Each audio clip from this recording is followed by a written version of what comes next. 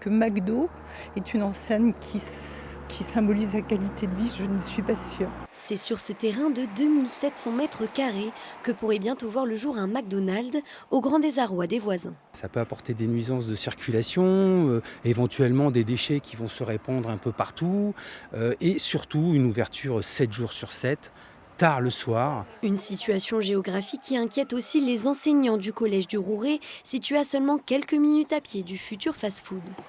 C'est un symbole quand même qui est mis juste à proximité du collège qui pourrait en fait les inciter à se rendre plus régulièrement dans les établissements où on mange du fast-food et délaisser en effet une cantine où pourtant on se bat vraiment pour avoir de la qualité. Actuellement, sur les 700 élèves, 98% sont demi-pensionnaires et les parents comptent bien rester vigilants.